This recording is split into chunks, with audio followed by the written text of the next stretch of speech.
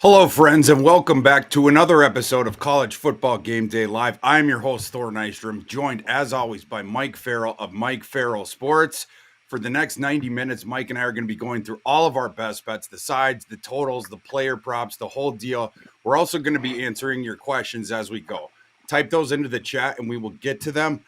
Uh, Mike, without further ado, are you ready to dive into this card? Yeah, Kansas State let me down last night. They looked horrible. But I went big on the under Nebraska, Illinois. I mean, that was free money. Absolutely free money. Sure was. Yeah, I had some prop action yesterday. Mike, I don't know if you saw it on Twitter. I had the biggest prop bonanza ever in that Middle Tennessee Jacksonville State game. I hit literally every single player prop. I'm not going to promise the same today, but I do feel like I have some winners. So we will hit those player props as we go through all these different games. Please hit that like button out there, everybody, as well. Helps get the word out that we're doing this. But Mike, without further ado, let's begin with the 12 games, the noon games, as always. First game on our docket today is Missouri and LSU. We got a live line on this right now of 5.5, LSU minus 9, 5.5 at Missouri. This thing has fallen down a bit. Was at 7 earlier in the week, then 6.5, then 6. Then we fell down beneath the last key number to 5.5. Who do you like in this game? I don't like a side here. If I had to pick a side, it would probably be Missouri. Home dog, SEC, LSU coming off a really poor performance. They're going to play better. They have to play better than they did against Ole Miss. But I like the over.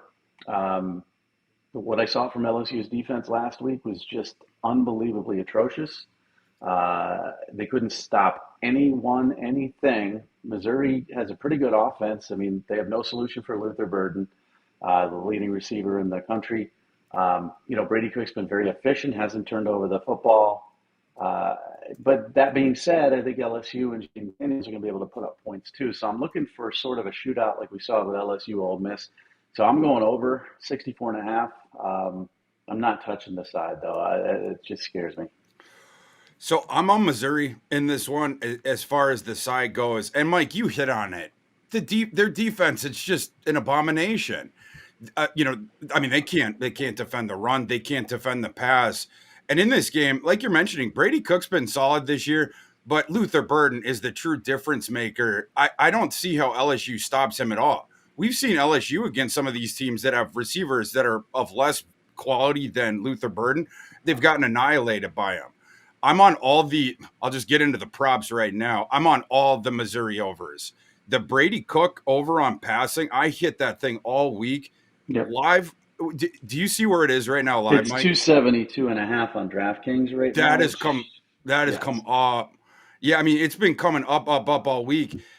That thing might have even started in the high 250s, but keeps coming up. But anyway, I'm all over that over. I'm all over the Burden over. I got 105.5. Not sure where that is now. I'm all over the Theo Weiss overs, which was in the low 50s. I'm on all that stuff on the Missouri side. The LSU stuff, not quite as much. They're going to put up numbers too, but the book set those. I thought fairly appropriately. Like Daniels is around 300 passing yards, different stuff like that. But I'm all over Missouri in this game. Like I said, both props, both the side of it. Um, a couple stats for you guys. Missouri's passing offense right now, number 13 in success rate, might be a little bit higher than people think, just because Burden is killing everybody.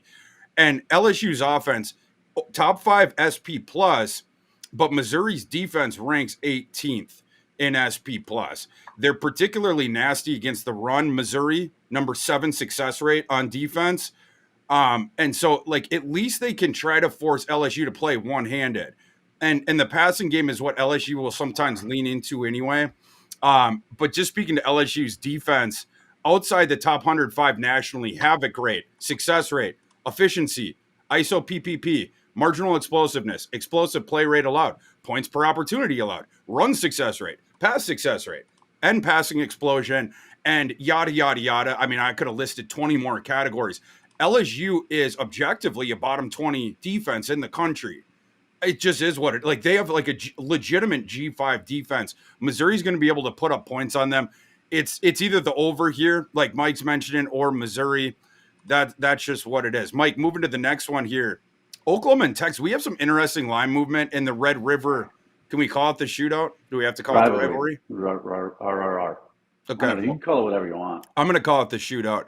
So that we have this line had gotten up to Texas minus 6.5 earlier. It's now down to 4.5. This is one where it's was switched overnight even. So we have the spread 4.5, and we have a total of 60.5, which is right around where my system's total is. I have 60.2. Who do you like in this game, Mike? I like Texas. I'm not sure why the line's coming down. I think a lot of people, last year was 49 to nothing. We're Yeah. not expecting to see that this year. Oklahoma's offense has been rolling along. They haven't really played anybody, but they've been putting up a ton of points. Defensively, they've been improved, but have we seen them against a good offense? That's, certainly a question mark. So I think people are really, buying into Oklahoma. I think it's a year early to buy into them. Texas is much more well-rounded. They have better defense. They have better depth.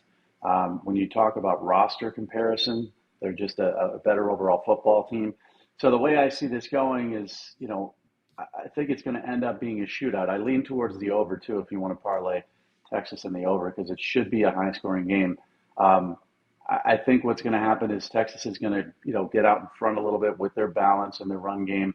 Oklahoma's going to have to throw a lot. They're going to be successful in doing that, except Dylan Gabriel's going to make a couple mistakes here and there. And Texas is going to win this one by 10 to 14 points. It won't be a blowout like last year, but I'm pretty confident Texas is the stronger team here, and it's just too balanced for Oklahoma. Oklahoma's not ready yet. Mike, before I get into my analysis, I'd like to play trivia with you. Oh, gosh. In that 49 to nothing game last year, Yeah. Can you name Oklahoma's quarterback? That's a good one. Man, I could have last year. Who the hell was it? What's his name? Davis Bevel. Now I got a second one for you. I wouldn't have known that. Who was Oklahoma's leading rusher in that game? Davis Bevel? It wasn't Davis Bevel. It was actually Jaleel Farrell, who's still on, obviously one of their top receivers. Yeah. Eric Gray had 11 carries for 59 yards. Jaleel Farrell had 5 for 60. Davis Bevel in that game went 6 for 12 for 38 passing yards, 3.2 per attempt, 0 touchdowns, 1 interception. Michael Turk had a passing attempt. Eric Gray had 2 passing attempts. They let Nick Evers have 1 passing attempt in that game. And then Marcus Major had 1 completion for -2 yards. You know who to blame. Right? Venables? No, Lincoln Riley. He left the cupboard bare. He took Caleb Williams, and Spencer Rattler transferred out. And it's all Lincoln Riley's fault. Oklahoma fans will tell you that was Lincoln Riley's fault. They definitely didn't have a backup quarterback, unfortunately. This time, the Oklahoma's at full strength. Obviously, this is a revenge spot. That was an embarrassment. They didn't have the roster at that point to win that game or be competitive in that game when you have to start friggin' Davis Bevel and do all that nonsense. And, of course, Oklahoma's defense last year was, like, mind-bogglingly bad. But they've turned that thing around as well. But obviously, Oklahoma's offense totally different with Dylan Gabriel running the show there. Texas, I love Texas. I project Texas to be in the playoffs, so this is no shade at Texas. My take on this game is the line's just a bit inflated. My number on it is Texas -3. I got it earlier this week at 5.5, and then I was like disappointed in myself because I'd seen it had gone to 6.5 like a day later. Now it's coming back down, and not a surprise that it's down to 4.5. So we had the line movement all week. I hate when I don't get the best of the number. Obviously everybody tries to do that, but either way, I'm on Oklahoma here. I think above the 3.5 is where I still would think that's a fire zone. Despite like in Texas, I do have to point out that their running attack, super explosive, number 14th for Texas. Jonathan Brooks have been able to rip off some long ones. It does lack efficiency, though, and you can help try to get them into those third and longs because of that. Texas running offense, number 93 in efficiency. The other couple things to watch for here is Texas is only number 73 in points per opportunity. They're going to need to cash in when they get on the others over and over again if you want to cover this game, because Oklahoma, you're not keeping them off the scoreboard this year. They're going to put up points. And speaking to the player props, I like the Dylan Gabriel over in the passing yardage. Was only at 270. I think Dylan Gabriel throws for 300. I think Quinn Ewers throws for 300. We're calling this the shootout because this game is going to be a shootout here. And so anyway, definitely going with Oklahoma. Just a Gabriel 15 to 2 TDI and T rate so far, 80.4 adjusted completion percentage.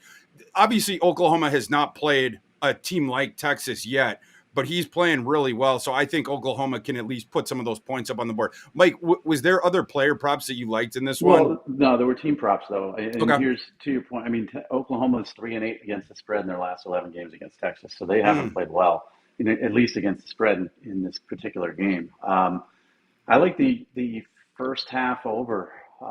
It's kind of low for Oklahoma, just for Oklahoma, not for What the is it, Mike? What's the number? 13.5. Oh, the team one for Oklahoma? Yeah, and Yeah. they've been I go over on averaging. that Well, for they've been sure. averaging again. This isn't against Texas, but they've been averaging like 30. So, 13 and a half seems very, very low. I think a lot of people think this is going to be a low scoring game to start, and then it's going to heat up. They're going to, come out and both of them fired up, and they're going to have a few stops here and there. But I think Oklahoma's going to get to over that 13 and a half in the first half. Prop wise, it's tough. I mean, CJ Baxter at 33 and a half yards. I know everybody focuses on Jonathan Brooks, but that seems low for me.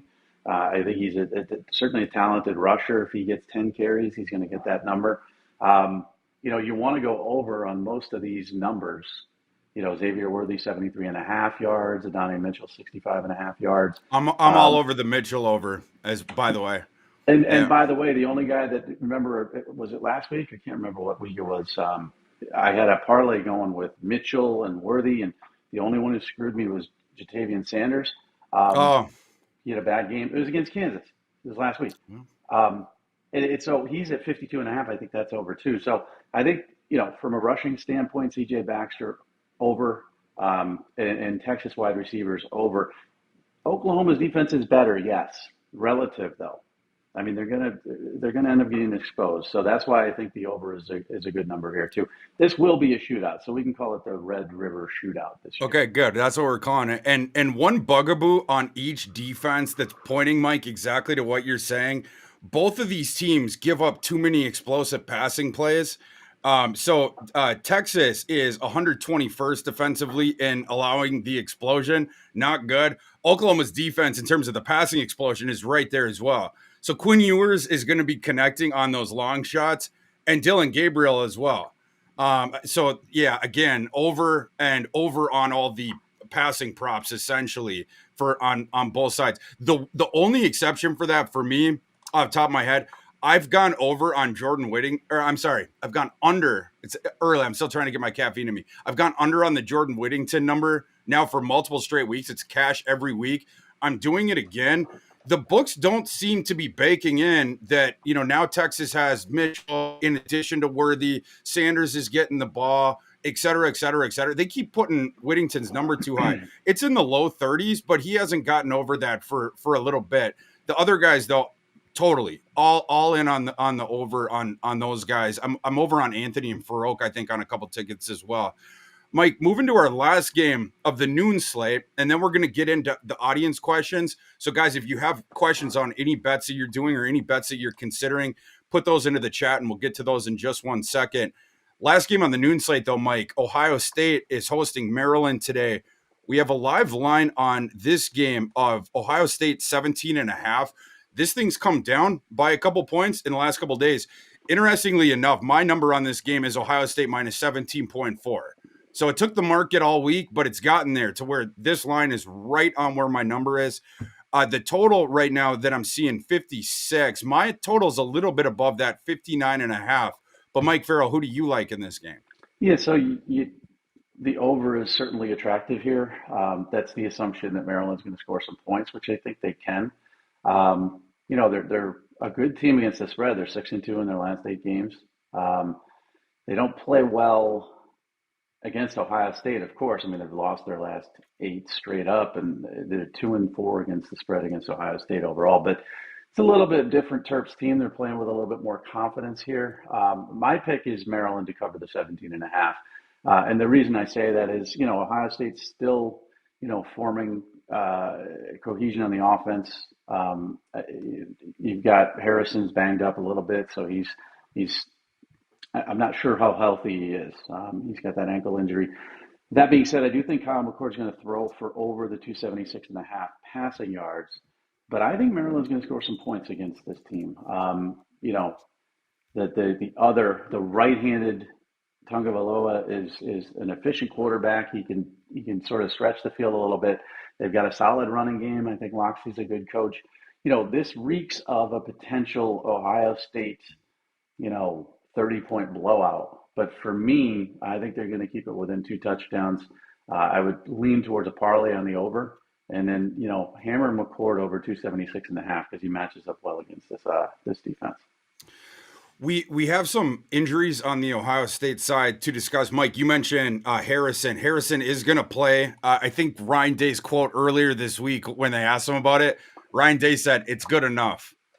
Good enough to play." Harrison would have to be pretty compromised not to play. He said himself, it's worse than an injury he's had, but he's ready to go.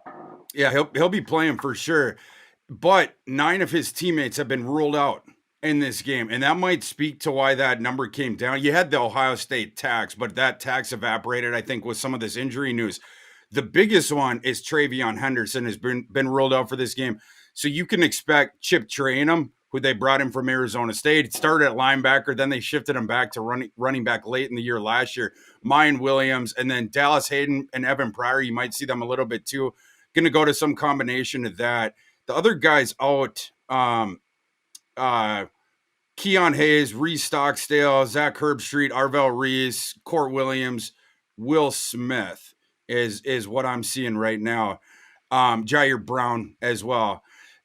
So you have that on the one side. It's too bad for them, and really too bad for Travion Henderson that he's not playing in this game, because Maryland has an interesting defensive constitution. When you start to dig into the advanced numbers, Maryland is actually, people would be surprised by this. I think Maryland right now is 22nd SP plus in defense. I will give the enormous caveat that the best team that Maryland's played so far is Michigan State.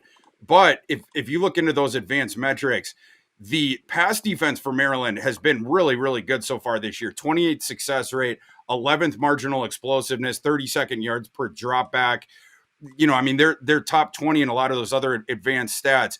But the rushing defense has been very poor for Maryland. 105th in success rate. They are 14th in suppressing explosiveness, but 126th opportunity rate, 84th in power success rate, 110th in stuff rate. This would have been a feast game for Travion. Unfortunately, like in an over game on his props, I'm going to have some tickets that get nullified here. I'll just tell you that. But it'll be interesting to see if the books have time now to drop player props on some of those other Ohio State running backs. I'm guessing they won't, because how would they figure? How would you put that out? But whoever's attacking that Maryland run defense, I think that would be an over. It'll be interesting to see Ohio State's passing offense going up against that Maryland pass defense that has been really good to this point. Can Maryland sort of continue that now that they're playing a really good opponent? And what is Marvin Harrison being less than a 100%? How does that inform that whole thing? But yeah, for me in this game, this is an overplay. I know that number comes down a little bit. I think it came down like a point here in the last 24 hours, maybe even 1.5. That's related to those injuries. But I think Ohio State can more or less effectively replace Travion. They're going to mix and match it. Marvin Harrison, it speaks for itself. That passing game speaks for itself. Egbuka is going to get his targets today. And I like Maryland's offense on the other side of it.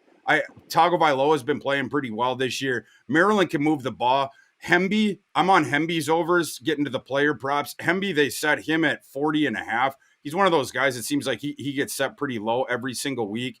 The other ones with Ohio State, I hadn't hit as many. I did have some Travion overs, like I said, that are going to cancel out. The Harrison one, you can get the best deal that you're going to get all season this year if you want to bet, believe that the ankle is good enough, and then bet against that the Maryland pass defense has been propped up by some of these bad opponents. Harrison, I saw, was at 80.5 earlier this week.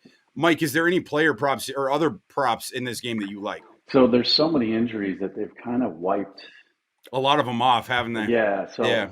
But what they've done is, they've done all alternative rushing yards, alternative receiving yards, and things like that. So they don't have a number for anybody on. At least I'm looking at DraftKings. They don't have a number on anybody from Ohio State, but you can get value. I think it's tremendous value. Emeka Egbuka, Yeah. you can get him a plus 160 for 90 plus yards, plus 240 for 100, plus 340 for 110. Honestly, I would slam just throw $5 at 120 plus 475 because he's people. Everybody focuses on Marvin Harrison. Agbuka's is good. I mean, not as good, but just right there. Top 10 talent in the NFL draft. And I really do think Ryan Day is going to come out and throw. That's why I have the over on Kyle McCord because everything you mentioned, I think they're going to go the opposite.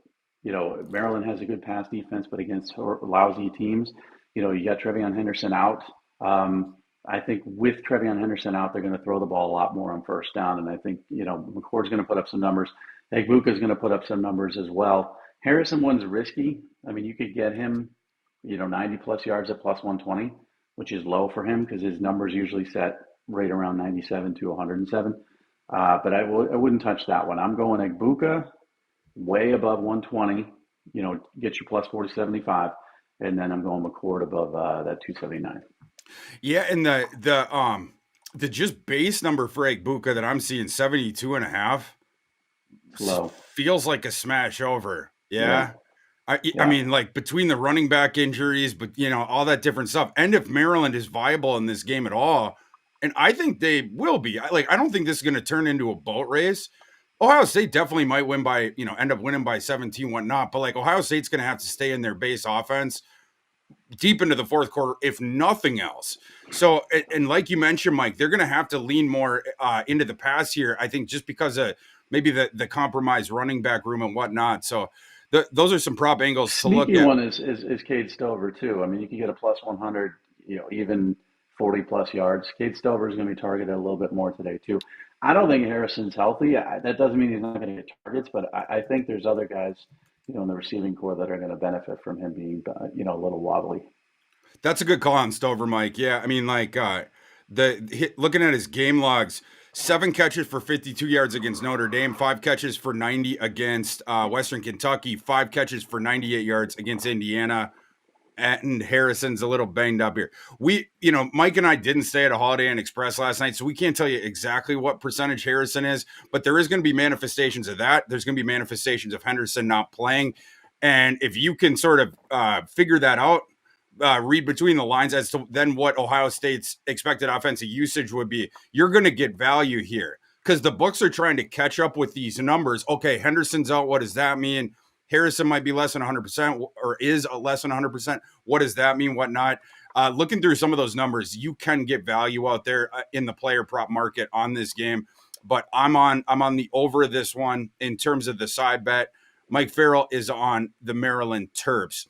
Guys, before we get to your audience questions, and we're going to get to them in 1 second, so keep dropping those in the chat. We're about to open the mailbag here. Wanted to encourage everybody to download the free Betting Pros app for iOS and Android.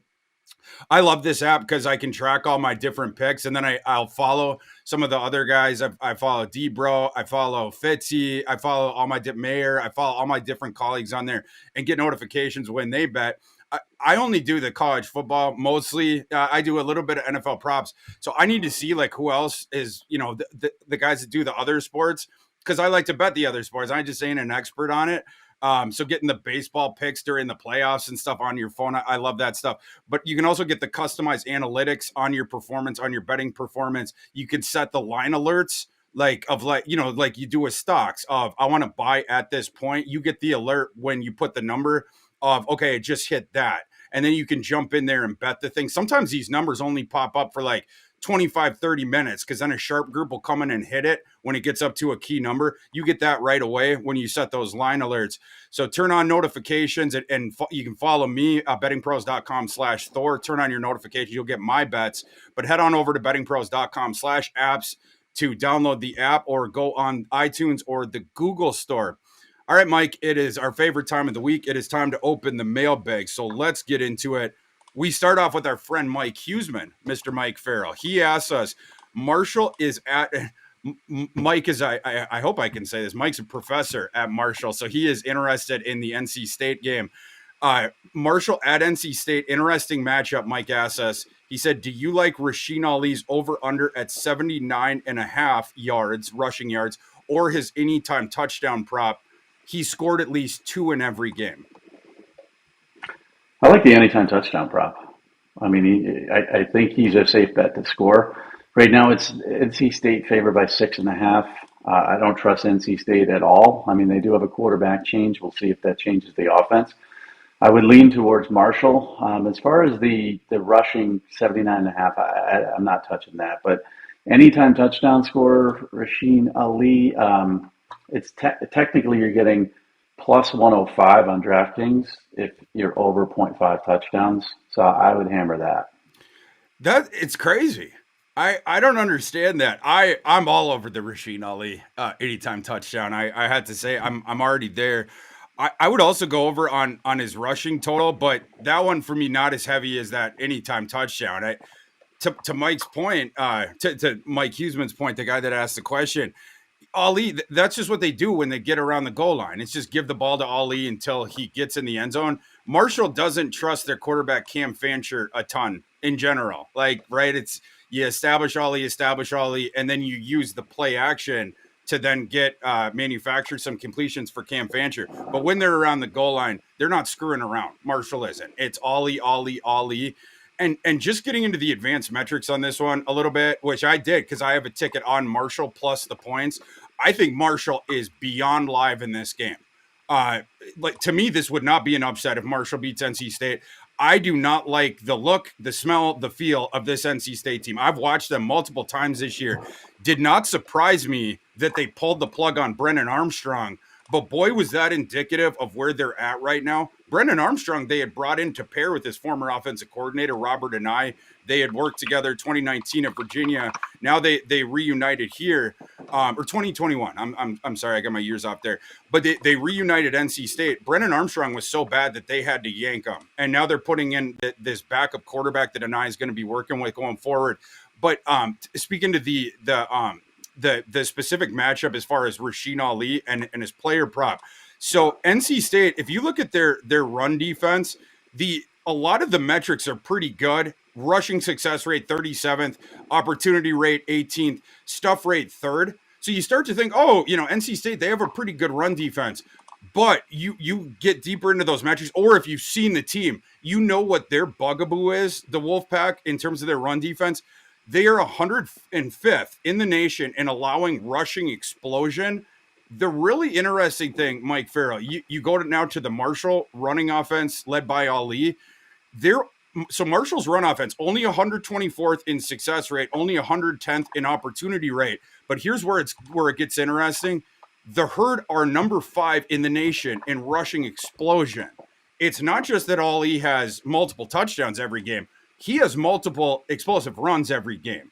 And NC State allows multiple explosive runs per game. So even if you figured that they're going to be able to stuff him at the line several times in this game, that will happen. But you're not keeping Ali off the board in terms of hitting a home run. He's going to hit a couple home runs in this one. And this is a defense that profiles to give him up. One of those long runs, I believe, is going for a touchdown. I can't believe that anytime touchdown line is where it is. We're hammering that. We're hammering Marshall. Hell, I'll just say it. Marshall outright. That NC State team is going down today. Dan Sen says, good morning, Mike and Thor. Good morning, Dan. Let's have fun today. I took Burton's over receiving and receptions and yards. What is your guess for what he gets? Thanks for everything, guys. Oh, Mike Farrell, we have to guess exactly where Luther Burton ends today. I don't know if there is a ceiling or a cap on what Burton could do against that LSU defense. What do you think? I'm going to say 9 catches for 145 yards, 2 touches. So over on the touchdowns, over on the yardage because he's 107.5. I don't have his receptions here, but I think he's probably going to be at 8, something like that. So over on his receptions too. I'll go 10, 155, 2. Man, I was all over Burton this week. Mike, I didn't know this up until recently here, but Prize Picks, I love the props on there because you parlay them together, you juice the odds up, all that sort of stuff. you can actually max out your usage of a specific player on there. I maxed out Luther Burden real early after they dropped that line. I was just doing all these different tickets, blah, blah, blah, punching them all in because I wanted to get that line before it went up. And then they told me you can't bet Luther Burden anymore this week because there's like a max winnings on it. I'm all over that over. But yeah, Mike, you and I agree. Somewhere between 9-10 receptions, right around 150 yards, 2 touchdowns, something like that. That would be the neighborhood that we're thinking. But it could be even more than that. I mean, LSU's defense cannot cover anybody, and you're talking about one of the best receivers in America. Robert Moore asks us, what are your thoughts on North Carolina against Syracuse? Should I go over Tez Walker prop, which is 62.5? So we're going to talk about North Carolina and Syracuse, I believe, later. But let's hit this one right now, Mike. Tez Walker returning this week. Shocking about face by the NCAA after they had repeatedly said, no, that's done. He's not playing this year. It's final, blah, blah, blah. What were your thoughts on that? And did you hear anything about the real reason that the NCAA overturned the Tez Walker thing? Because that thing is super weird. Yeah, they got threatened to be sued. There was an antitrust lawsuit that was about to be filed. The state of North Carolina got involved. And this is what NIL is good for college football in a way. Yeah. Because you can say that they're hindering his ability to make money as a college football player, and you can never say that before NIL. So anytime the NCAA gets threatened to be sued by a real lawsuit, they're going to back down. That's what they did. And then, of course, they pointed the finger at UNC. I think that was part of the agreement. Like UNC is going to sort of take the hit here, even though they did pop back a little bit and say, well, we did everything right. I don't know what you guys are thinking. But now the prop is tough. He's practiced with the team all year, 62.5. He's a very, very talented kid that people don't understand. He put up big numbers last year. He and Drake may have a chemistry. I mean, they've been working together. 62.5 in your first game, though, I'm not touching that prop at all. I think he goes over, but I'm not touching it because I also think, Syracuse, I don't really trust them, and we're going to get to that game in a second, so we're just going to talk about Tez Walker's prop right now. Yeah. But they're going to target him because this is the Tez is back game, and I think there's a lot of anger on the side of Mac Brown and the staff that Tez, got denied until this point. So I think they're going to feed him pretty good. It's just too scary for me because I don't know what kind of game condition he's in. This is his first game of the season, blah, blah, blah. So I'm not touching it. I could not have said it better myself. I literally agreed with everything you said there. I would sort of lean over, but you don't know well enough to say, right? There's just too many factors outside your control there. I got to see Tez Walker back in that offense, and you don't know how many snaps he gets here. I mean, in his first game back, is it going to be 90% route participation, or the snap usage, stuff like that? We just don't know. I would agree with you, Mike. I think there's going to be a focus on getting him the ball in the game, but I don't know if he can play the full game, first game back. I'm not sure about any of that stuff. I just feel like there's better values on the board with information, like stuff we actually know. So I'm staying away from that one. And we'll get to the Syracuse UNC cap here in a second. Our next question comes from Cool Thugger Jackson, I think. He says, how do you guys feel about Maryland team total points over 17.5? I would go over that. Yeah. I mean, we both like the over in this game, so we have to assume Maryland's going to score 20. Yeah. Because what is it, 60? So you got to, at the very least, 40 to 20 is not going to get you there. So you have to assume they're going to score 20 points. Our next question comes from RS. Our Stews. Our Stews. Okay. Our Stews. He says, who do you guys like in the Texas State Louisiana game for the money line? Thanks, guys. You're the dumpster diver guy. I am the dumpster diver guy. Texas State, baby. Bobcat Nation. Kinney is doing a fabulous job there. That offense is ridiculous. I guess the line here. So my line on that game, I will say, is Louisiana minus 1.8. I disagree with my system on that one. I would take Texas State in that one. Louisiana, of course, down to their backup quarterback. They've been doing okay, but Texas State is just a better team. So I'm going to go with Texas State. Well, and to be fair, Texas State's 4-1, Louisiana is 3-2. So it's not dumpster diving, but it's just like it's a deeper dive than I'm willing to take. So I'm gonna say I agree with you, Texas State, but I'm not confident in that. I believe Texas State has the best cover rate in America at this point. I was just looking that up to confirm it. Looks like they're 4-1 against the spread, but the the cover points per game, the metric where you see like, from the final line, how much were you over or under that, whatever, in terms of the spread.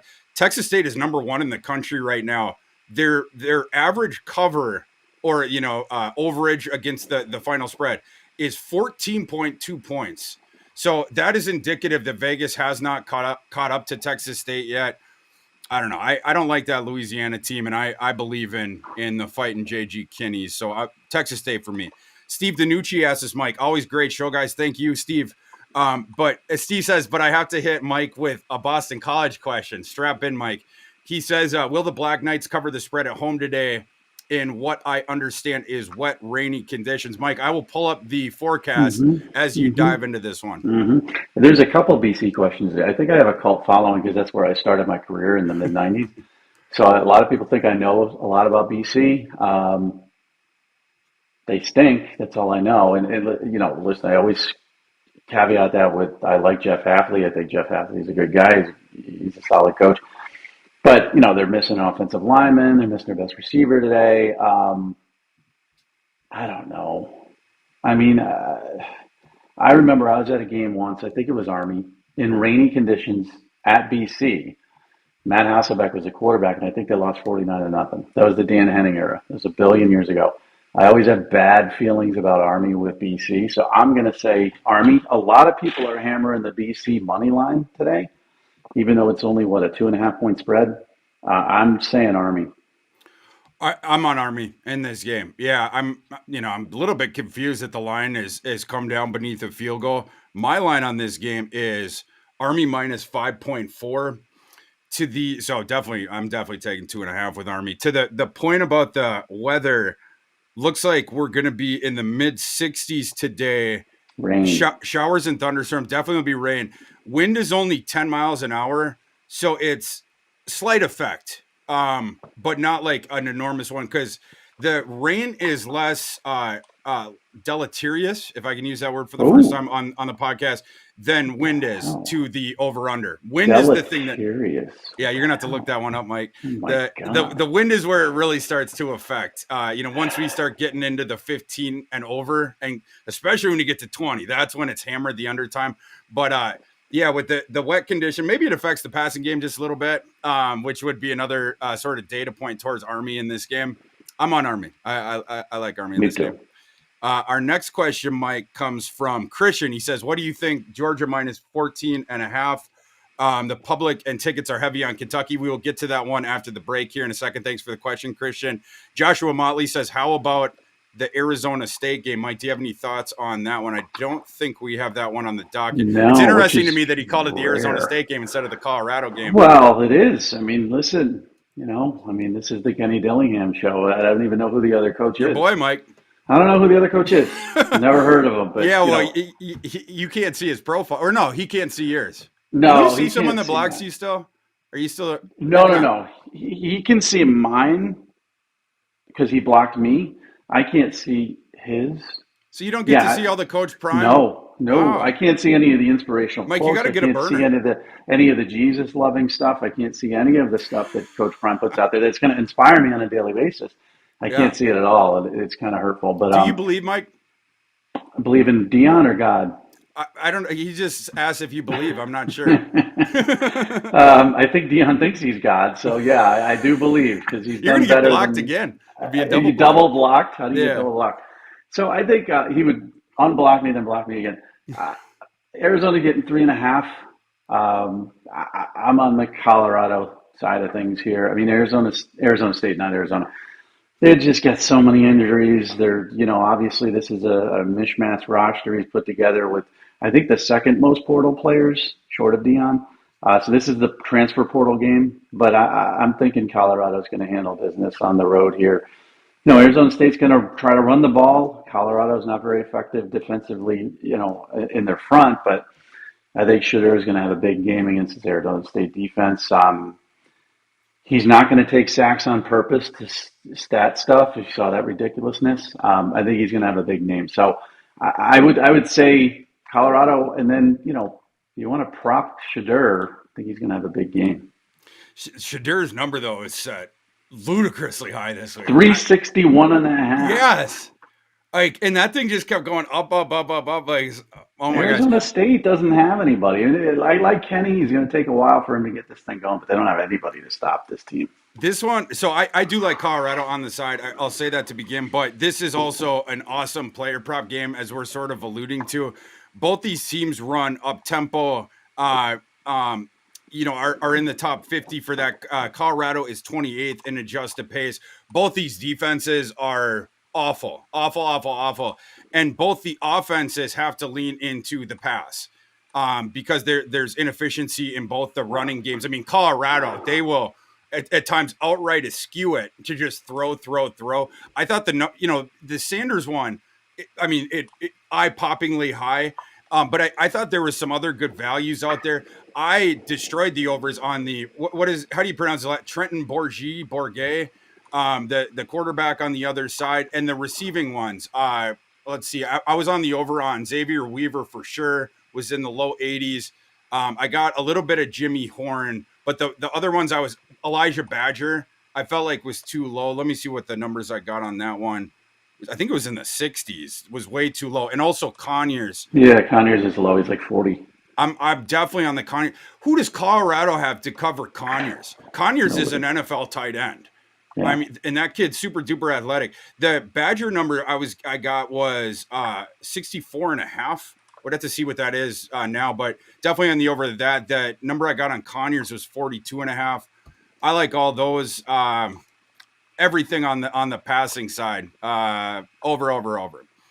Our next question, Mike, is from, let's see, Christian. Why the total in Army Boston? Another one, yeah. Yeah. Oh, yeah. Dropped to 50. Go low. I mean, the rain, rain, stuff, whatever that word you used as far as the deleterious. Deleterious wind. The wind's not bad, but neither of these teams can throw the ball. Yeah, go on the under. It's going to be like an ugly, 27, 20, which is right under the under, I know, but that's at the high point. It could be 2017 type of game. Our next question is from Mike Lukovitz. He asks us, J.J. McCarthy's prop set at 15 rushing yards. What do we think? You look at McCarthy's game log so far this year, played 5 games so far. Not the best competition, of course. The best team that they played is Nebraska or UNLV. I suppose Rutgers. I gotta put some respect on Rutgers' name. But those are the 3 best teams that they played so far. 2 of the 5 games, McCarthy's finished with negative rushing yards. Just didn't leave the pocket, and then he got sacked once or whatever. The other 3, though, he's gone over that number by let's see, what was the number at 15 by more than double. I just had double in one of them. Nebraska game, 2 carries, 30 yards and a touchdown. Rutgers game, 7 carries, 51 yards. And the UNLV game, 3 for 38. Now they're playing in Minnesota today. Michigan is. How much are they gonna, allow McCarthy to leave the pocket, or are there going to be instances where the coverage is good and he scrambles out there? I would lean over, but there's other value that I like more on the board than this one because theoretically it could go either way. With this one, do you have a take on that one, Mike? Yeah, I would go over, and I would go over Donovan Edwards 49.5 yards. And I would, I'm all over the receiving one for Donovan Edwards. That was set too low. Yeah, but he disappointed. What was it? Last week he did. So he's going to bounce back. It's 15.5. I mean, that's one catch. And Minnesota's just terrible. So Edwards and his speed, I know Blake Corum's 91.5. I wouldn't touch that. I would take Edwards 49.5 and over 15.5 receiving yards. Yeah, the Minnesota defense 28th in SP plus, but some of the advanced numbers on it doesn't look quite as good when you start looking under the hood. I don't know. Minnesota was getting lit up by Northwestern that second half, that game they blew, different stuff like that. It's always tough with that when it is a pocket passing quarterback. It's easier to gauge the rushing ones of the running quarterbacks because you sort of know how the usage is going to go. This one's going to be dependent on him leaving. They're not going to call design runs for him. It's just going to be, is there going to be a play where the receivers are covered and he leaves the pocket? He can definitely run. He's an athletic kid. So, I'd probably lean over. And he's not going to get sacked. I think the pocket's going to be pretty clean. So you just parting of the seas, run up the middle can get you that 15 yards. Yeah, it sure could. It sure could.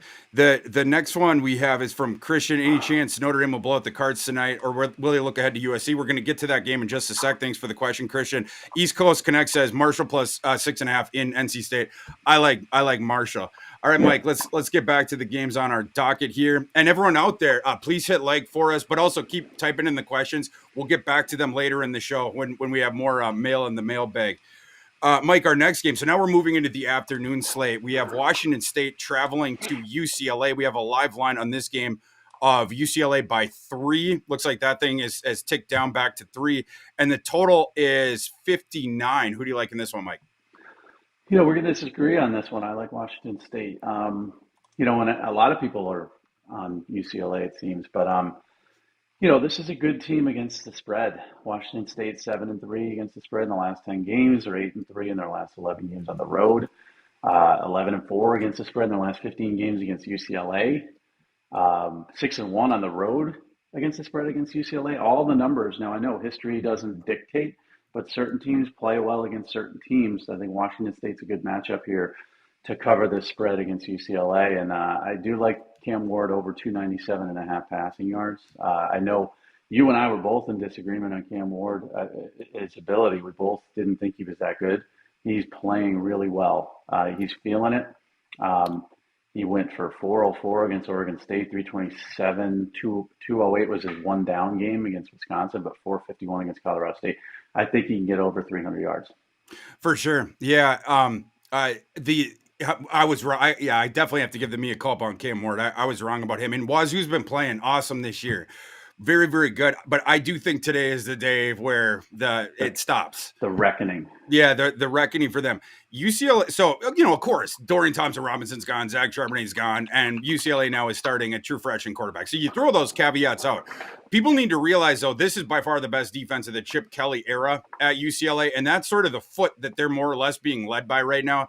UCLA's defense right now, 15th SP plus. They have solid special teams too, and their offense 20th in SP plus. So I mean, it's not like they've fallen off a shelf there. But just speaking to UCLA's defense, number 2 in marginal explosiveness, number 19 in success rate, particularly nasty against the run, 13th success rate, number 1 in explosiveness, suppressing the opposing team's running game's explosiveness.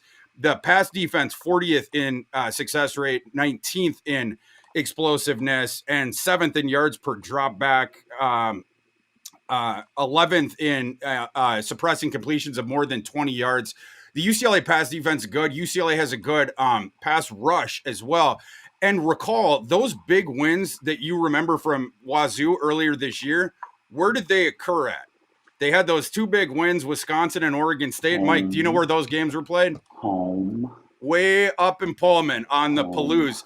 This one now, you're leaving the friendly confines of the Palouse, and now you're coming down to UCLA. You have to play a really good defense. That passing attack is going to have to travel and play super duper well against a really good defense in order for them to cover and or win this game. I like UCLA in this game for those reasons. I think as long as UCLA's defense is playing as well as I think it will play, Dante Moore, they don't need to ask him to sort of go outside of his import. It's only if the game script flips the other way, and now it's like we need Dante Moore to start chucking it. But I think Carson Steele and the gang will be able to run here, and I think that's what the game plan is. Establish the run, open up some of those play action shots on offense, but more or less play it conservative outside of that. And then on defense, you have to hope that you can hold Cam Ward down. I happen to think UCLA will, but that's essentially what this entire handicap comes down to. So Mike and I are on different sides. Mike tossed out a couple of his props. This is actually not a heavy prop game for me, just because, I expected to skew a little bit more towards the defense, but then again, fading Cam Ward, I did that in the off season, and it hasn't been so good so far. So even though I do think UCLA defense is going to do well, I wouldn't go over the Cam Ward number, but I'm not sure I can play it under either. So this is, I got a lot of prop tickets, but this is one game where I don't think I have any. Is there any other ones you got for this one, Mike? Yeah, TJ Harden, first TD scorer at plus 700. Not a bad bet. Okay, yeah. Why not? Why not? has a chance to do that. And you look at Carson Fields, got the he's plus 475 first TD scorer, and the way life works is you take the more well-known guy. He doesn't score. It's the backup who does, and I know they split carries. So plus 700 TJ Harden, first TD scorer, Yeah, I was looking through my tickets just to confirm. I have zero props on that. I might just which have to is bet a prop. unbelievable. I It is mean, I don't think unbelievable. you've ever not taken a prop in a game in your life. Yeah, it's crazy. I'll get some action on that Yeah, before you're going to we go TJ Harden first touchdown before scorer. I know. I yeah, can I'll tell. follow you on that. I know Absolutely. you. Our next one, and this is the one I forgot that who asked us this question, but now we're going to get into it. Syracuse at North Carolina. Looks like the line we got about 9.5. I saw it at a couple different.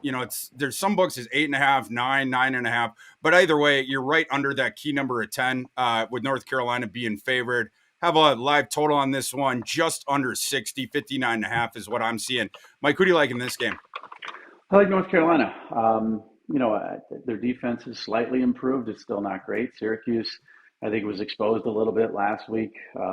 Roster-wise, they can't hang with some of these ACC programs that have, a ton of four-star talent. Drake May is a very, very good quarterback. I think he's going to carve them up a bit. I like Drake May going over 33 and a half rushing yards as well. I think UNC is going to take this. And I think Tez Walker, honestly, is going to be sort of an inspirational story. I think UNC is going to come out pretty fired up. I don't know if he's going to go over that 62 and a half, as the question was earlier, but I know he's going to have an impact in the game. And I think this is sort of a fired up football team. Yeah, and we'll again like the Tez Walker impact in game one. It's just hard to say, right? Like we were sort of talking about before. I'm gonna go with Syracuse. I'm gonna take the points in this one, especially with where the line's gotten. I would love to get a 10 if it, I mean, it's sort of been moving that way. After the Tez news and stuff like that. I would love for this thing to get to 10. I actually don't think I bought a ticket on it yet. I've been sort of waiting on that. I was also, just monitoring the status of Garrett Schrader, but he's totally fine as far as that goes. Last week he was briefly evaluated for a concussion, but closed that game out. So I would go with Syracuse in this game just because of the amount of points that you're getting. But it will be interesting to watch the whole Tez Walker thing. But on the other side of it, I've been impressed with Syracuse most games this year. Not every single one. They did let me down against Clemson. But Syracuse, I love their running game with LaQuinn Allen and then Schrader. I think they're going to be able to at least establish the run here a bit. And Syracuse's defense right now, 29th SP plus. They're also, by the way, 33rd in special teams. Syracuse had really good special teams now for years there. But you're always interested with a team playing UNC and playing Drake May and now playing Tez Walker. How is their pass defense? Let me tell you, Syracuse, the advanced stats. 30th passing defense success rate, 27th in terms of suppressing explosiveness for the opposing passing offense, 17th yards per dropback, 16th in adjusted net air yards per attempt, yada, yada, yada. Number 6 in QBR allowed. So Syracuse has a sneaky good pass defense. I'm gonna go with Syracuse here, getting near double digits, and I hope to get double digits before kickoff. So hopefully more of the Tez hype goes, and we could take that thing up to 10, and I'll fire on that one. Mike, our next game is the big one. The biggie. This one kickoff 3:30 Eastern. Alabama traveling to College Station. We have a line on this one. Mike, is it still 2? Alabama by 2 has come down from 3. Let me look. That's what it was right before we started recording. But I love how you say the big one when Texas Oklahoma's today. Well, the big one in this time slot. Okay. I'll rephrase. Yeah, let's rephrase. What the heck is it? Oh, it's 2.5. Oh, 2.5. Okay. Getting 2.5. I had to check on this one just because this one's been moving around a little bit. Just want to make sure with the hour that we've been recording that it hasn't switched off of that. But Mike, at that line, and we got a total of 46.5. Who do you like in this game? Under. I don't like this side here. I mean, I'm not. If I had to pick, I would pick Alabama, to win by field goal. But I think this is going to be sort of a low-scoring game. I think Texas A&M very good defensive front. That's going to help keep Milroe in check. He can't really throw the ball downfield. I mean, downfield is what he can do, but he can't really throw those intermediate passes. Not overly accurate. I think they're going to struggle a little offensively, and I think honestly, I know you love Max Johnson, and they've got some tremendous receivers, but the offense itself, I think, is going to be a little bit stagnant against Alabama. So this is going to be sort of an SEC slugfest for me. I'm going under. The averages in the last three games, defensive points allowed Alabama over the last three games. This is Texas A&M versus. This is their last three games for each team. 10 points Alabama has given up per game. Texas A&M 12 points per game. So their defenses are good. Their offenses are okay. So I would say go under here. Don't touch a side. Yeah, and yeah, I'm not sure that I disagree with that at all. But for me, that I'm playing Texas A&M in this game. Texas A&M, I think, wins outright. I got the 3 on Sunday. You never know with the Alabama ones, but I think that A&M is objectively the right side in this one. But you're always wondering, is the market going to push money on Bama and inflate it even more? But my line on this game is Alabama minus 0.6 points, essentially a pick 'em. I mean, like I said, I think that A&M is going to win this game. So you look at Alabama now. The running offense has been pretty solid this year. When Milroe plays, you have that, and then you have McClellan. You have that whole deal. But they've been forced to change the entire constitution of their offense because of the difficulties throwing. Both you have the down receiving core. The offensive line isn't great for Alabama this year. And then, of course, Jalen Milroe has the accuracy issues. So now the Tide, their offense, they run at a top 10 rate in the nation. So it's run, run, run. They've also gotten super duper more methodical. They're not doing the up tempo stuff anymore. Why would you with the offense that they have? Tide are well below average nationally in adjusted pace. Mike, to your point about the total of this one. And then the Alabama passing offense, number 81 in success rate, only number 59 explosiveness, even though Milroe can get it down the field a little bit. The A&M run defense, Mike, this is to your point about their front. A&M has one of the most improved run defenses in the nation, if not the most. Last year, A&M was terrible against the run. This year, A&M's run defense ranks number 11 in success rate. So they're going to be able to address what Alabama does on offense. And then when Milroe does try to go through the air, Aggies rank number 10 in passing success rate on defense as well. There's a lot of improvement going on there. And Mike, like you mentioned, I don't think that, we talked about this on last week's show, but I wasn't as concerned about the Connor Weigman injury for Texas A&M. It was a big reason why I was on A&M last week on a number that appeared to be deflated a bit because of that injury. But Max Johnson has been around for a long time, son of an NFL quarterback, has played really, really well throughout his career. And he played well yesterday as well. Johnson so far this year has a 6-1 TDI&T rate, 7.8 adjusted yards per attempt in 59 attempts. Not too far off of Weigman's pace as far as that different stuff goes. I like A&M here. The props that I did, Anaya Smith over. I'm going to continue to do that one. He was getting more involved in the offense the last 2 games before the Weigman injury. And then there's the thing of Max Johnson. You look back the times he has played, he's always looking for Anaya Smith. The books haven't seemed to bake both of those factors in. They certainly did not last week. That was an easy cash. This week they haven't again. So it's a little bit surprising. 49.5 was the number I got there. Definitely going over on that. I also took a little bit of a nibble on the Max Johnson over, which I also thought was set a little bit too low. So it was 214.5, like something like that. I'm doing it off memory, but I would go over on those, and I like A&M in that one. Mike, do you have any other props, or did you toss them all out there? Just again, it's another first-time TD scorer. If you want a premium, Jace McClellan plus 550. He scored touchdowns in each of the last 2 games. He's going to be the guy around the goal line. I mean, Milroe at plus 600 is also pick your poison there. But I think Alabama comes out and scores the first touchdown, and McClellan's the guy. So, guys, we're going to get back. We're going to open the mailbag again here in just 1 second. But before we do, I want to encourage everyone to join Betting Pros' college football picking contest.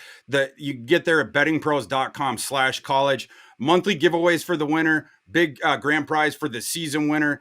It's scored on ROI and not rope picks. So, not volume. So you can get in there right now, and you're still going to have a chance at both those different things. Join the group, and your NCAA picks will be counted towards this, the ones that you've already done. So one more time, bettingpros.com/college. Absolutely no downside for that one. You might win a prize. Just join that group through the app. All right, Mike, let's get back into our mailbag and see what we got. Let me find our spot here. East Coast Connect says May from Drake May over on passing against Syracuse.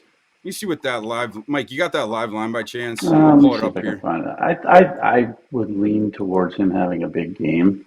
Um, it looks like it's. Oh no, he's not. I'm He's not seeing on 280 and a half DraftKings. is on Yeah, Prize Picks. yeah, he's not on DraftKings. So, They might have, you 2.5 think they yanked that touchdowns. because of Walker? I think so. Now they have, alternate passing yards again for Drake May. You can get a plus 135 at 300 plus. I wouldn't do that though. I wouldn't touch it. I mean, he's gonna have. I think he's gonna have a big game, but I don't like that. Yeah, I wouldn't go over because this I like the Syracuse pass defense, like we were just talking. But man, the other factors, again, like the Tez Walker thing, it makes it hard with some of these things to like extrapolate it. I think without Tez, I would have gone under in that one, but like I need to see that offense one time with Tez in there. It was an unprecedented decision, like what they were doing there. They changed the rules and then they ruled him ineligible right before the season. Then they denied his appeal. Now they're going back on it like a couple days before their game against Syracuse. Like I just don't know how that's going to manifest as far as like the stats. How does that change the usage, whatnot? I would lean under on the May passing yards, but because of those couple of factors, I got to stay away from that one. Christian says, Mike and Thor, what are your strongest picks for today? Well, Christian, I'll get to mine later at the very end of the show with the Thor's Mine's hammer. also, yeah. Your Thor's I will hammer say is I'm 2-0 yours. in those so far, Mike. I'm undefeated. Um, and then mine's going to be who I fade. So we're going to get to that. We will get to those at the end. Mike Huseman asks us, Fresno and Wyoming State G5 game of the week. Sure is. Do you guys like Wyoming to cover +6? Cowboys looking salty at home. Yeah, I mean, I think I'm with them. It's hard to fade Wyoming and Laradice, Mike, especially when you're getting points. I believe I have a Wyoming to win Mountain West ticket from over the summer. I like this Wyoming team, and I especially like them in Laradice. What about you? Yeah, I got him covering the 6-2. Yeah, for sure. Be on them and maybe wet the beak on the money line of that one. All right. And if you guys have more questions, type them into the chat, and we'll get to them one last time before the end of the show. But we're gonna run through our last 3 games, so we have time to get there. But again, hit us up with those questions and hit like that little button there right beneath our faces on your screen. Mike, Kentucky, Georgia, going back to the or staying in the SEC, I suppose. Georgia right now a 14-point favorite. This thing came down from 14.5. The total now is down to 47.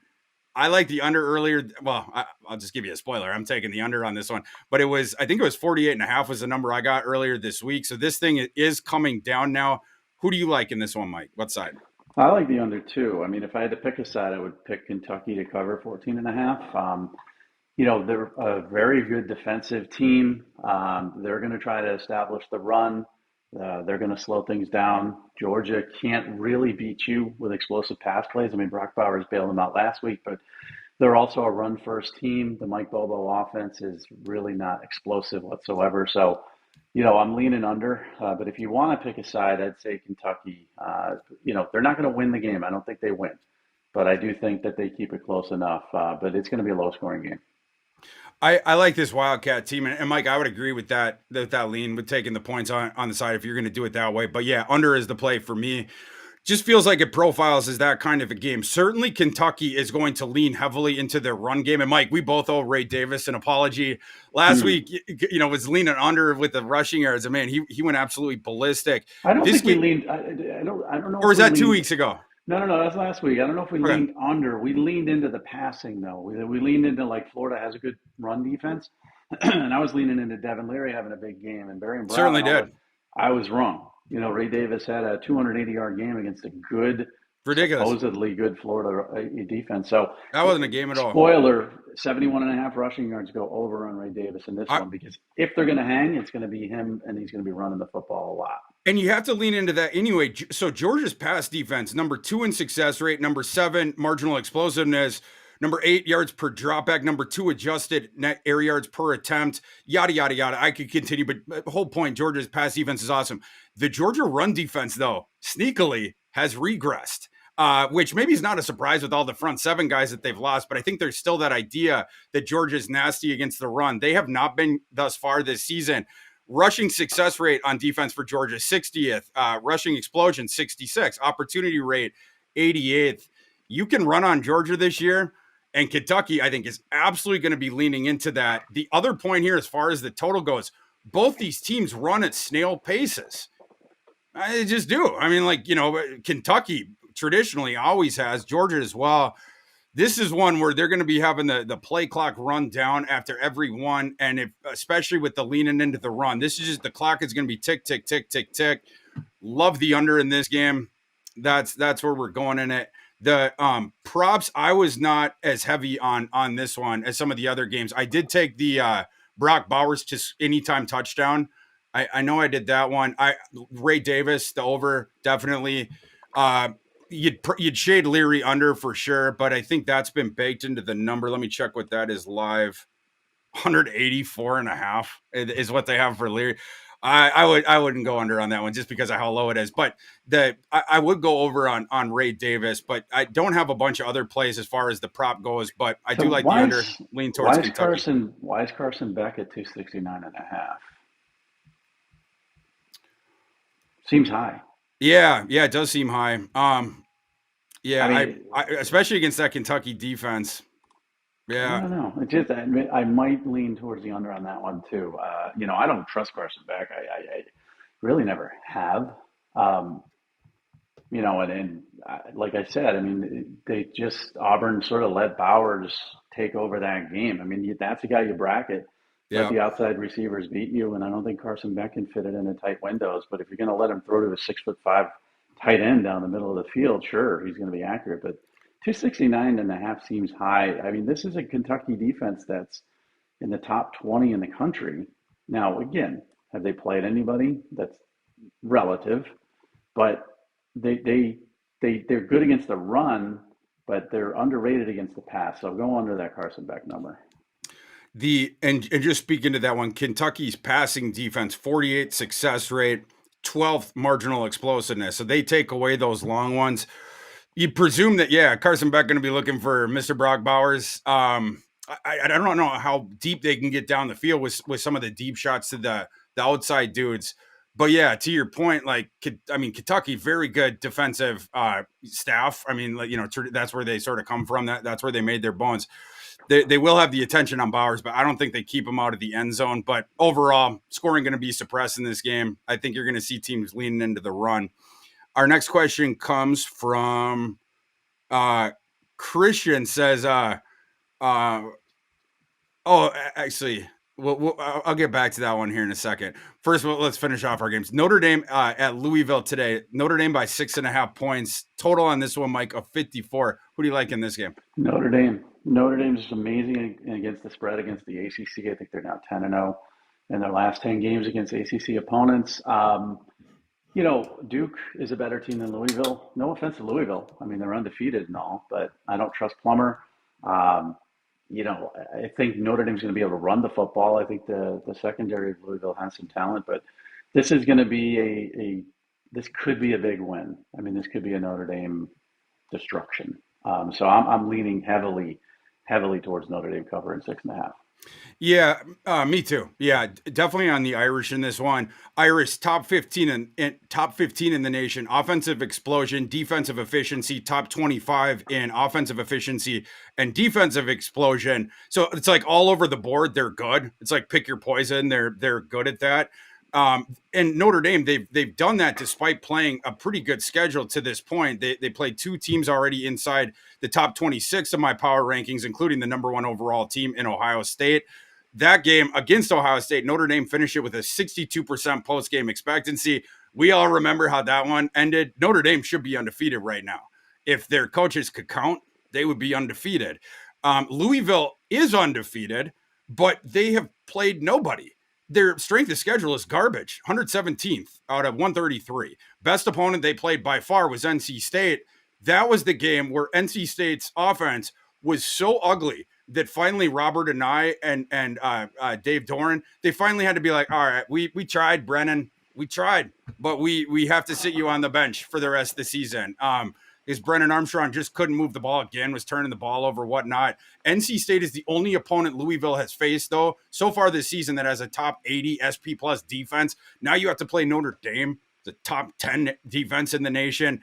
The props in this one, I'm fading Jack Plummer in this game. Jack Plummer is good and solid when his teams have leads.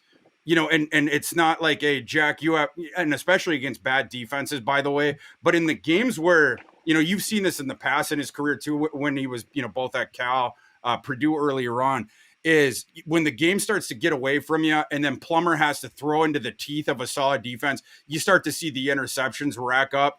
So I'm definitely betting that Jack Plummer has an interception in this game. He has Jack Plummer, 6 interceptions over the first 5 games, despite playing that awful schedule that I was just alluding to. He's definitely going to throw an interception in this game. He's probably going to throw multiple interceptions in this game. I think his throwing touchdowns is 1.5. I go under on that for Plummer as well. I think Notre Dame's going to be able to establish a run in this game. The books did set Estime's number. I thought fairly fair. I walked myself into a corner with that one, but yeah, I'm not. This isn't as big of a prop game for me, but I'm definitely on Notre Dame. Mike, did you have any thoughts on the props of this one, or do you have any action on that? Not really. I mean, I think Estime's number is 94.5. That's pretty solid. It's really fair. I don't know. I'm not really messing with props here. I really feel strongly that Notre Dame's going to win this game and win it quite handily. So that's what I'm leaning on. Yeah, and one thing to watch out for here as well is Louisville's pass defense has gotten ripped for way too many explosives this year. I think Notre Dame, they still run at that methodical pace on offense, but now the passing offense is there with Sam Hartman, both the efficiency and the explosion. Hartman's going to connect on a couple dingers in this game. They're going to hit a couple home runs in that one. Mike, the last game that we're going to discuss, then we're going to get back into our mailbag. And guys, we're going to have 10 minutes after this. So any questions you have on bets that you're considering, get those into the chat right now, and we'll hit them before we get out the door. Michigan is traveling to my neck of the woods this evening, Mike Farrell, to take on the mighty Minnesota Golden Gophers. We have a live line in this one of Michigan 19.5, I believe is where we're sitting right now. We have a total 46 or so. Who do you like in this one? So I'm going Michigan. I think they're the most well-balanced football team in the country. I think there's very few weaknesses. J.J. McCarthy still, throws a couple head scratchers. His accuracy has improved, though, as far as like leading receivers, throwing them open. They can obviously run the football. Minnesota's going to want to get into sort of a rock fight with them and try to keep this low scoring. They're going to try to, milk the clock, and it's going to be kind of an ugly Big Ten battle. But that being said, Michigan's so explosive on offense, I think I'm worried about the under. So I'm leaning towards Michigan covering this. I'm leaning towards the over, which I know is the opposite of what you got. And Roman Wilson's going to score a touchdown in the first half. So, if you find that prop, hammer it, because he will be a first half touchdown scorer. I like the Roman Wilson one. I'm on the Roman Wilson anytime touchdown. I feel like the books are still setting that just a little bit low. I mentioned before I was also on the Donovan Edwards over on receiving, which as cash basically, almost every week, at least since I've been riding the train, except the one. But I'm still going to be on Donovan Edwards, one of the best receiving backs in the nation. And I think this game against this Minnesota pass defense profiles, like you said, he only needs to get one catch basically to get over whatever it is, right? Was it 13.5, 14.5, Mike, something like that? 15 live. It's like something like that. Yeah. Maybe 2 receptions would get him there. But anyway, 15.5. I definitely like that one. Minnesota's pass defense, number 84 passing success rate, number 78 in explosiveness. Their run defense is down as well for Minnesota. That it's just a team that's regressed. They've lost a lot over the last couple of years. They've had injuries. Lindenberg, they were counting on him, whatnot. The Minnesota offense is 77th right now, SP plus overall. That's tough. It's tough here. And now Michigan coming to town. Michigan, my national title contender. I struggle to see what Minnesota going to do here as far as offensively. My favorite prop on this game is Ethan Kaliak-Manis to throw an interception I'm all over the over of 0.5 because Minnesota assuredly is going to be playing from behind. That's when you see Kaliakmanis start to throw the interceptions. So that with, as far as the props of it, I agree with Mike on the Roman Wilson one. My play though on the side would be the under. I think this line is more or less fair. My line is Michigan by 18.4. It's at 19.5. It's not over a key number. Like you're just sort of in that no man's land. But the under my total 44.7, not a ton of value, but like Minnesota, every single game it's run the play clock to 2 or 3, and then you snap it. They're going to try to keep the ball as much as they can out of Kaliakmanis' hands. The only problem for them is Michigan assuredly is going to have the double-digit lead pretty early in this game, and then Minnesota going to have to do something. They're going to have to ask Kaliakmanis to throw. Like I said, that's where the turnovers come in. So I'm on the under. Mike likes Michigan in that one. Mike, let's should we do questions before we go right now, or should we do the hammer and the fade? What do you prefer, Mike? Let's do the questions first. Okay, we'll do the questions first. All right. Because you got a dumpster dive here. We got a dumpster dive. Let's go. Christian asks us, UL Monroe plus 10 looks like what the live line is. What do we think? Let me pull up my line for you, Christian. So I'm right around there. South Alabama traveling to UL Monroe today. My line on that is 10.7. So we're right around there. South Alabama, I don't know what's going on there. I really don't. Like they've been wildly disappointing in 3 games. One of the other ones is a win over an FCS team, but then the other one, they blew the absolute doors off of Oklahoma State in Stillwater. And, you were starting to think, okay, well, that one doesn't matter because Oklahoma stinks. Yesterday, I was watching a game. Last night, you were too, Mike Farrell, in Stillwater. And Oklahoma State beats the defending Big 12 champion. Not even close. That game was not even close. Not even close, yeah. Oklahoma State controlled that thing from the get and all the way throughout. So I just have a hard time putting my finger on South Alabama. They were my favorite Sun Belt team, I think, coming into this year. But I just don't know. We've seen it, the one game for sure. The other one's not so much. UL Monroe, I don't love that team, but Mike, as you know, UL Monroe has sort of made a habit of big upsets. And at this point, with how South Alabama's played in a few of those other games, I don't know if this would even be considered a big upset. What are your thoughts on that one? Do you have a take? I mean, I would lean towards UL Monroe covering 10.5. I don't think South Alabama should get 10.5 over anybody, but I'm not touching it. I mean, these two teams are so erratic. UL Monroe goes to the wire with App State, which is a pretty good football team. They beat Army. Army's not horrible, but then they get trounced by Texas A&M. South Alabama beats Oklahoma State like we talk about, and then just look abysmal against 2, very average opponents. So I don't know what you're going to get here. You're a real gambling addict if you're touching this game, and good on you if you are. I'm not playing this whatsoever. Mike, we're all gambling addicts here. This is true. I am too, but there's levels of addiction. I mean, this is like if you're betting on South Alabama, UL Monroe, you got a higher level of addiction than I do, at least.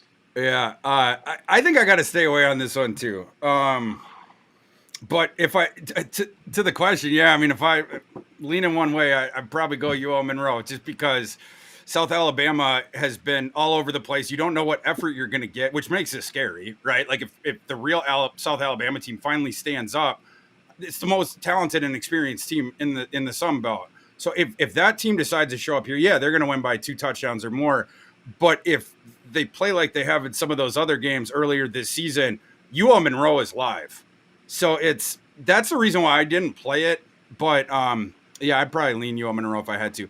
Christian asks us, any 2-team teasers you guys feel strongly about today?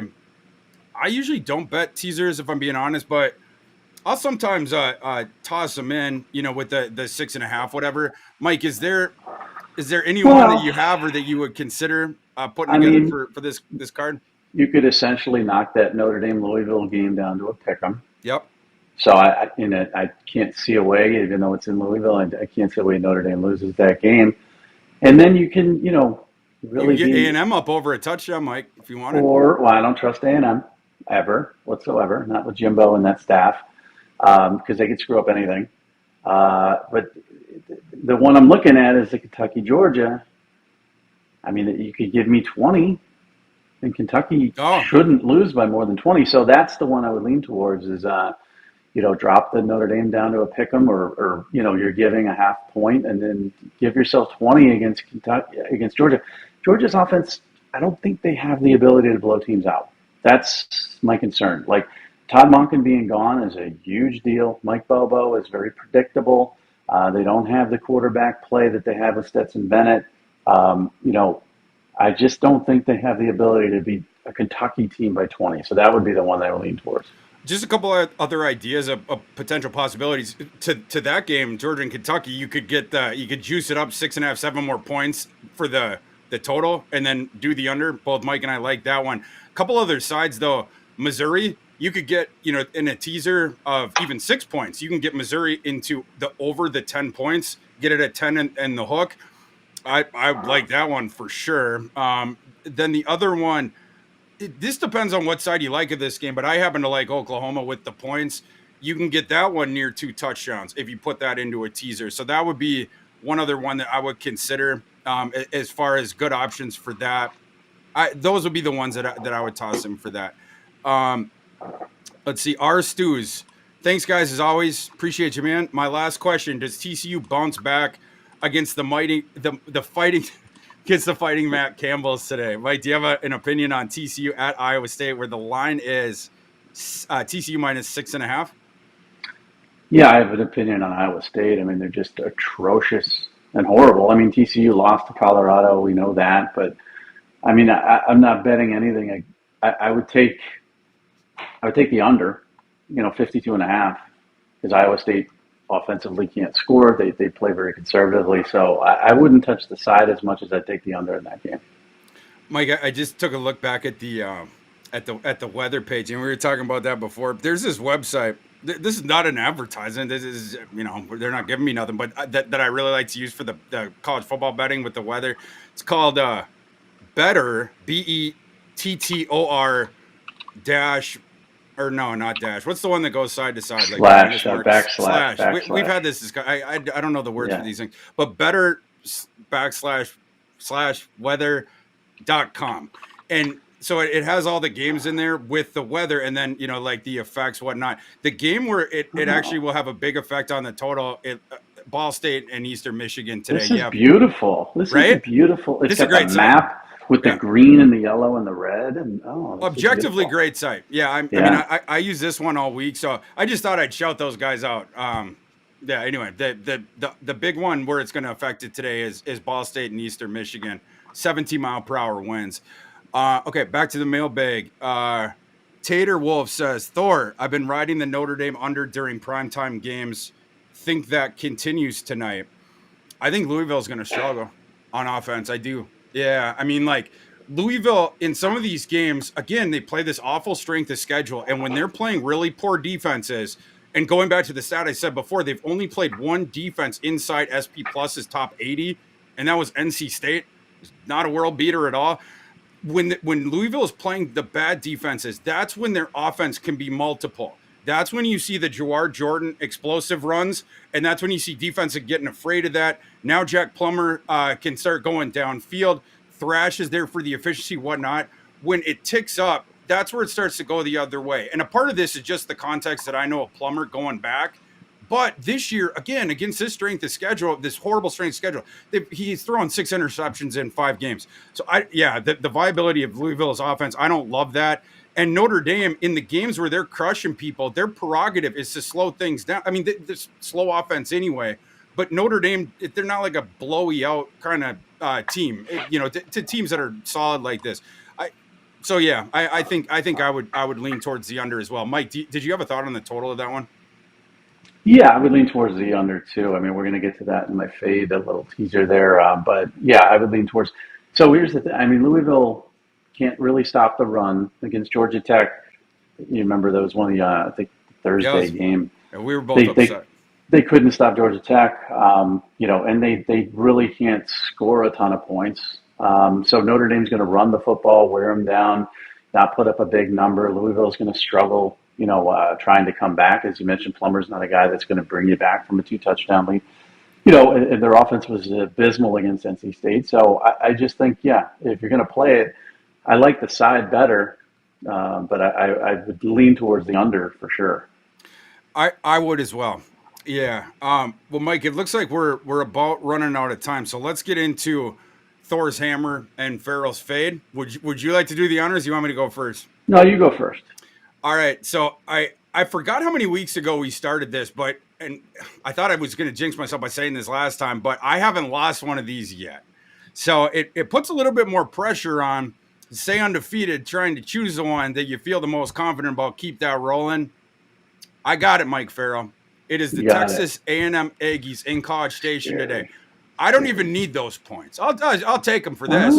But Texas A&M going to win this game outright against Alabama. Love the defensive improvements on Texas A&M. I mentioned how much that run defense has jumped up, where A&M struggled on run defense last year badly. Now they're top 10 success rate against the run. That's the only thing that Alabama's offense can do with Milroe, everything like that. And then Max Johnson and the A&M offense, the passing offense in particular, I think that they can get some deep shots there. Evan Stewart, I think, is going to get behind the safeties on a couple plays. I like A&M to win this game outright. You're going to give me a point or two. Absolutely, I'll take that. Texas A&M is the Thor's hammer for today. We've been doing it 3 weeks. So we're assuming you're 3-0. I'm 2-1. The first Farrell fade, and this is the team that I don't like that you should bet against. The first one was Florida against Tennessee, so that was a bad start. And I'm like, okay. But then, Ole Miss against Alabama, I faded Ole Miss. Last week, Duke against Notre Dame, I faded Duke. That worked out too. So I'm 2-1. I'm going to fade another ACC team against Notre Dame. I'm going to fade Louisville. I don't think they really have a chance in this football game to win, and I don't think they have a chance to, cover that 6.5. They're just going to get pounded on the ground. They're going to fall behind. They're going to have to try to make it up. I like Thrash. I think he's a very good player. I don't like Plummer. I think he's going to throw at least 1 or 2 key picks here. Notre Dame's going to win this one going away. Love it. Love it. Mike, we got to keep the good times rolling here. Keep giving out winners for the people. I think we just did. Thank you for everyone who joined us. That's all the time that we have for today. But Mike and I super appreciate you coming and hanging out with us on Saturday mornings.